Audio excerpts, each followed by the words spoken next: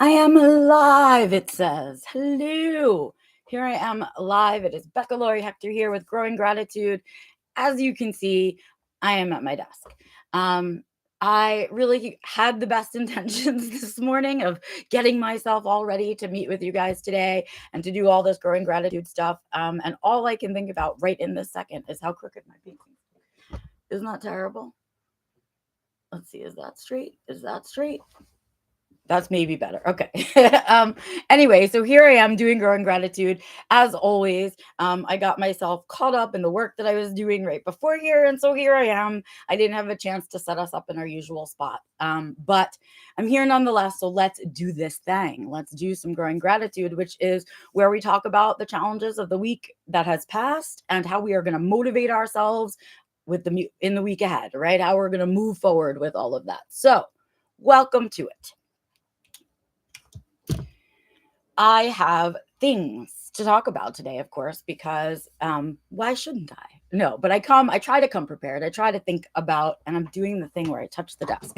I have to find another way to sit here, you guys. I'm going to step on my desk. I don't know. I'm going to step on something else. Okay, let's try here. And let me try not to kick the desk. I wanted to talk to you guys about some things today that I was actually talking to other people about, right? And in talking to other people about it, kind of set my brain on fire, and then my brain on fire just kept going by itself. And so here's kind of, you guys get to reap the rewards of that. So this past week, I personally didn't have a lot of things going on in my life, but I had a lot of things going on in the lives of people I know. And if you are somebody like me who likes to help people through their lives and likes to really kind of be very close part of the important things in the people's lives who you are with, right? Like, I know some people have surface type friendships. That is not my game plan. That is not how I work. And so, that doesn't always work for me. So I had some really good conversations this week, some of them in a professional capacity and some of them in a non-professional capacity, that just had my brain like on fire a little bit. And I want to share those things with you guys today. So the first thing that I want to talk to you guys about is something we started to talk about a couple of weeks ago. So like a few weeks ago, I talked to you about Ikigai. It might have even been last week, but I think it was the week before that. And that concept, Ikigai, it is Ikigai. And you can look it up. There's a bunch of different drawings about it. It comes from Japan. And it's this concept that we need to be, how we choose to spend our energy can be built upon this kind of framework. Awesome, right? So I shared that with you guys. And then I keep having it come up. I shared it with you guys, and then I was like, oh, I could make a tool with that. And now I've had it come up a bunch of different times. I had it come up twice in two different conversations. So the first one was around this idea of what is working hard and how do we choose what to do for work and those kinds of things, which I found really interesting. So in our most recent, or I think it was our most recent group coaching call for the Self-Defined Living course, which I have every week on Mondays, we had a conversation. A conversation was brought to the table about how do we decide about our workplace and where we want to work, right? And I thought, oh, that's so interesting, right? Because when I work with people, the workplace itself is the last thing that I think about. And the people I was talking to and working with in this moment also were like, what do you mean? And we're confused by that, right? Like, how is the workplace not where you start? Well, here's why. As neurodivergent people, we have this weird idea about what work should be, and that we take the concept of working hard literally. Like, work has to be hard, working hard, right? Not that there is any kind of work that gets to be easy or fun, right? And this is a twofold issue with this. It's one, the idea that work harder and work hard and hard work and working hard, all of those things go together, right? And they're inseparable. And when we do things that are fun, we tend to not call it work. We call it play, or we call it something else, as though it's frivolous and an extra, whereas work is not a frivolous extra, right? Well, I want to redefine that for you for a second. I want you to pull back. Oh, how funny. Can you guys see that? You probably can. You see the milk bone box there behind me? I have built milk bone box stairs for my cat to get up onto this cat tree behind me, and I did not realize till just this second that you can see them when I'm on camera. Funny. Anyway, let me continue on with what I was talking about. So, working hard, right? And so that those two things go together, and we give another name to things that are easy. Well, I want to challenge that notion. I want to take us to an occupational therapy place and think about that definition of work. In occupational therapy, when we talk about work, we mean any activity that occupies you is work. What? Yes, the activities that your occupations. Does that ring true? Right? And so I want you to think about that. What occupies you is work, right? Think about that piece there for a second. Because there are other things that we do in our lives that take that energy, right? And that are work, but that we must do, but that are not related to our job, right? Taking care of ourselves, taking care of our households, the other people in our households, right? So that's first, is that we define work in this crazy idea, right? Then we start defining work by adding that adjective hard. Hard worker, hard working, hard work, hard, right? Sweaty work, right? Things like that. And that's how we start defining work. But that is not work in a modern world, right? That is not what work in the modern world should be. I want you to challenge this notion around work having to be hard, or that if you're good at it, right, whatever, it's hard. It should be difficult, your work. No. I want to re-challenge that to you. And what I want to tell you is actually what we should choose as occupations, right, are the things that are easy for us. Easy for us, and that we can sustain them, right? Hear it again.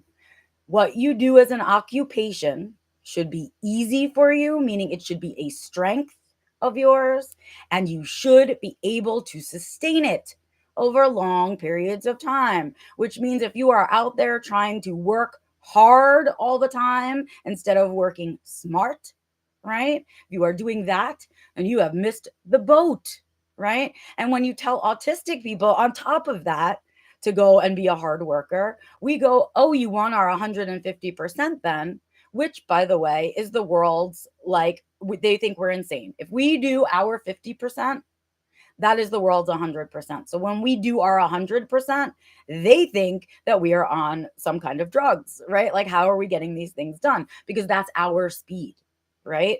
And so I want you to take things apart and understand that we're holding work to these neurotypical standards, right? That's where those standards came from.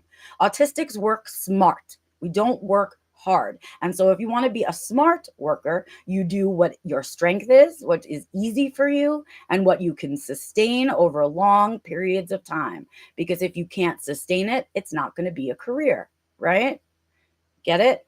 And so I hope it's starting to make a little more sense to you. So I want us to drop that word hard from working. And I want us to start thinking about it as smart working. So when you're thinking about a job and you're coming and looking at where do I want to work, what work do I want to do, all of those things, I want you to think about it in a smart working way. What are the things that you have done in jobs past that you are good at and that come easy to you, right? That people are looking for, right? And the things that you can sustain over long periods of time. Okay.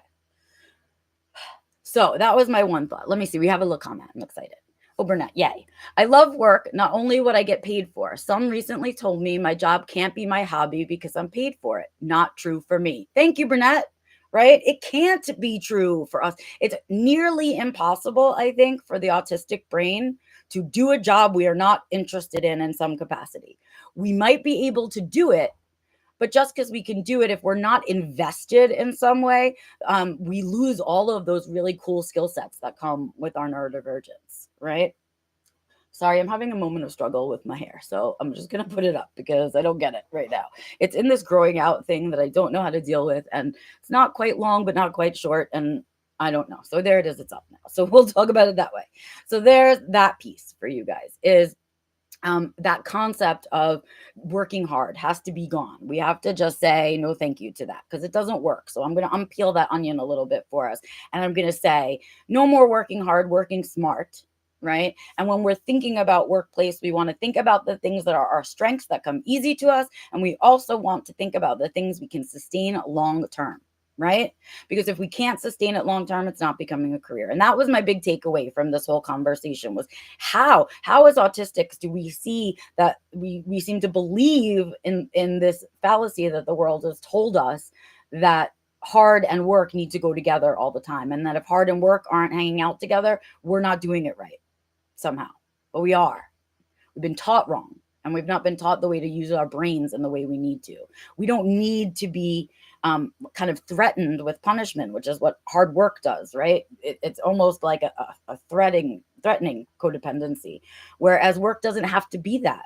Right. If we choose the things that are easy for us and that we can sustain long term, right, it means we actually get an even deeper knowledge of that thing and we get even better at it and our productivity goes up usually, right? Whereas if we do the things that are hard, we can only do them in little bursts, right? And that's how I think we're so over creating that roller coaster situation in our jobs, right? That we're like, oh, I can work, then I need to rest. Then I can work, then I need to rest. That's because we're doing work wrong, right? We're doing hard work. Hard work is that roller coaster. Smart work is the balance. So I'm leaving you guys with that thought. I am so glad that you're here again. I'm so glad to have everybody back, and I hope you'll be hanging out more often. So that's one of the bits of the conversations that I had this week that I wanted to share with you guys. The other bit of thing I wanted to talk with you guys about is a little bit more painful for me, and it's a little bit more close to my heart, I guess, a little more personal. In my now, I guess I want to say. So, having conversations with folks that I know that are late diagnosed and are later in life too at the same time. So I'm talking to you guys who are late diagnosed and over 35 right now, I guess, who are watching, because it's a different dynamic. And so we've had, for those of us who got a late in life diagnosis, we've had often of um, decades of trauma to deal with. And I really believe that for some of us, the damage is so far done, we just have to learn to live with the trauma to a certain point because we had the trauma so far into our lives, right? That we can't undo the damage all the way, right? And what that means to me is in the kind of perspective of where I'm at in life is that as I'm aging, a couple of things are happening. First of all, my body's dying, right? Because of course bodies are dying. Here we are, we've lived our lives. My little meat suit has been wandering around on this planet for almost 50 years, this little meat suit. And it's kind of worse for wear, right? My hips are starting to hurt, my back hurts more. I don't have as much energy. I'm going into perimenopause. All of these things are happening to my meat suit, right? Because of the run out of time. Right. And that's changing things for me. It's changing my ability to do things and changing the things I want to do. It's also making my energy levels even smaller than they once were. Right. And so, because aging is sort of like a chronic illness, I kind of want to put it in that package of chronic illness because it doesn't go away and it just keeps getting worse and it kind of goes through its own roller coaster, just like chronic illness. And so as we're aging, right, that's all happening for me. And at the same time, that aging is happening for my brain. And what anecdotally we know about the aging autistic brain is that we have skills regression, meaning the things we were able to tolerate and or do for our lives kind of in our 20s and 30s become harder for us to do. We're not able to mask as long. We are not able to tolerate sensory discomfort for as long. We are not able to count on our executive function skills for as long, things like that, right? And so we start to see a skills regression that we need a lot more help. And that help is coming because our brain is aging, right? And it's regressing, just like all people regress a little bit in their skill sets as they age, right? And at the same time, my meat suit is doing the same thing and I don't have energy there, right? And so everything is changing and my body's ability to tolerate the traumas and to tolerate the triggers out there is becoming less and less, if that makes sense. And so what I think I find is that at this point in my life, as someone who lived with trauma for 36 years, unknowing, and all the damage that that did, and then the 10 years now that I've spent undoing some of that damage, right? I think I've hit kind of a wall in the work that I can do. I think that I am so traumatized by my experiences in the workplace that were very real, right? And very valid and still happening today, right? That the idea of going back to a workplace or being in a workplace um, triggers my CPTSD, right? That's what happens. Because that trauma is so real. The same thing with working in groups of neurotypicals is happening for me. I can feel the difference, right? And the drain. For me, it's very much like an energy vampire situation. Neurotypicals drain my energy in a way that autistics do not, that other neurodivergent folks do not, right? It's not as much work. And so my tolerance for doing things with neurotypicals has become even less. And so I've become isolating myself even more, right? And things like that. And so what I want to say to you guys is, and where this is all leading is, I think that for the remainder of sort of my time on this planet, I have to understand that the damage that has been done by my trauma is sort of as healed as I think I can get it in this lifetime, right? Because the world outside of me isn't changing quite that fast, right? So all the things that trigger me out there in this world, right, are still going on, even though I've healed from them. So every time you step out into it, it reopens those wounds for you. And because we're older, we can't heal them up all that quickly. And our tolerance for putting up with that gets smaller, right?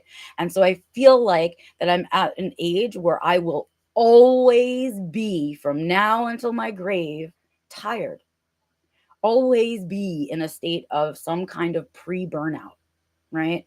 Because I have all of these other things going on. And so the idea that I still have the resilience and that rubber band quality to me to truly recover from burnout in a real way for an extended period, I don't know that that's possible for me at this time, just because of this my state of affairs, right, and the way everything has played out in my life. And I look at younger advocates and I'm like, man, they have so much energy for this. They have so the desire to fight is still in them. And I hope, some of me hopes, that it's because of the work that we've done out in the world as autistics that are later in life to sort of knock down some of the barriers so that their fight isn't as big, right? And there's so many more of them to fight together, whereas I was really fighting alone. And it's just changed so much. And so I'm sort of in this place where I feel like I need to acknowledge that I really am. There are some things that I will never be able to do again because of my age, because of where I'm at in life, because of what I've been through in life thus far, right? And so I wanted to really talk about that a little bit because it is different for autistic adults that were identified later in life than it is for autistic folks that are adults now and that got diagnosed earlier in their lives, right?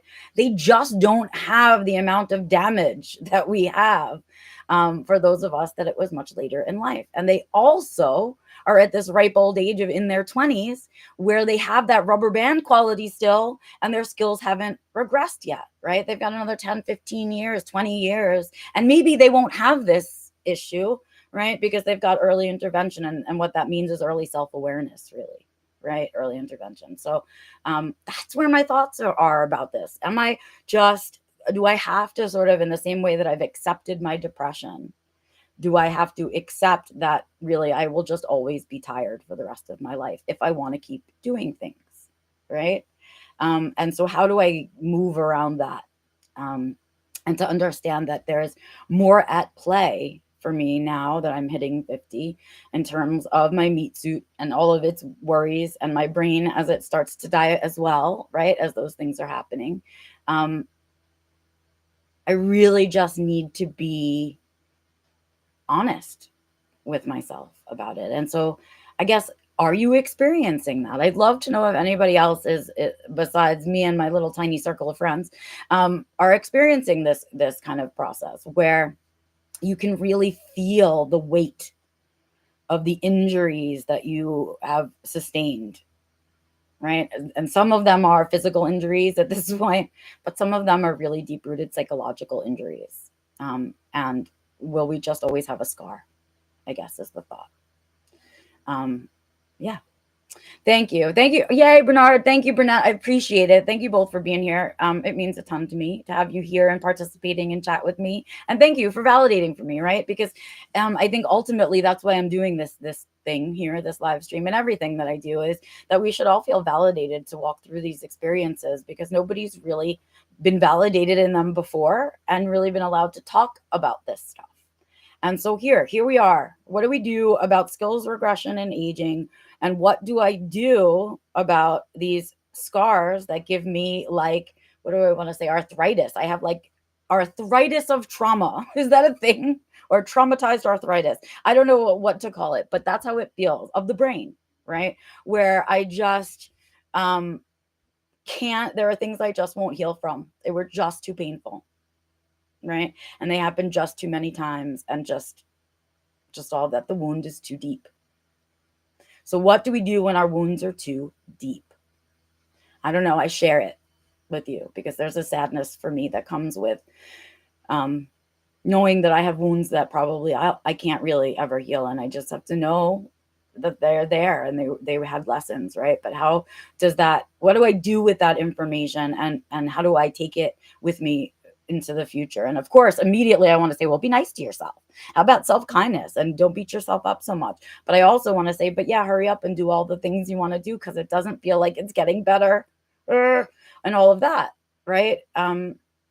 Yeah, more meditation, more medication, right? Really. And I'm not sure what else either, right? Because we do things like we watch our diet, we try to exercise, blah, blah, blah. But you can't fight the aging process, and you can't fight time for moving on. You can't, right? And so, those are choices. More meditation, more medication are choices, right? There's lots of other choices beyond those, but I don't know. I don't have any of them at the tip of my tongue right now. And just, how do we get through that? How do we, as neurodivergent folks, accept our aging process? And know, I mean, if it's truly a regression, I know what to expect, which is really messed up, right? I remember the early years of not being able to do things, or not being able to fake my way through them, and they were really painful, and I'd certainly really like to not go through that again. And so how I don't know.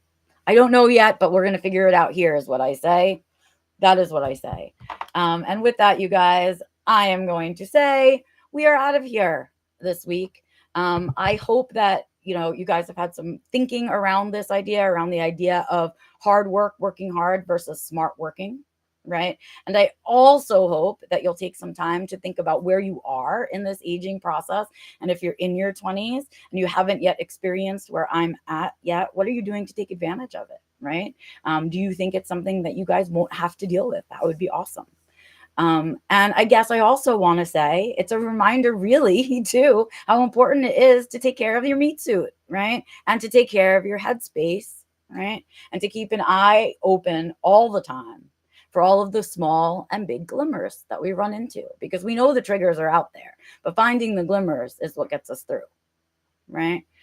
So with those thoughts, I say I will see you next Monday at 11:30 a.m. Eastern. If you can't catch me live, please make sure you catch the recording. I love hearing your comments when you're here with me live. I love seeing them if I've missed to be with you in real life.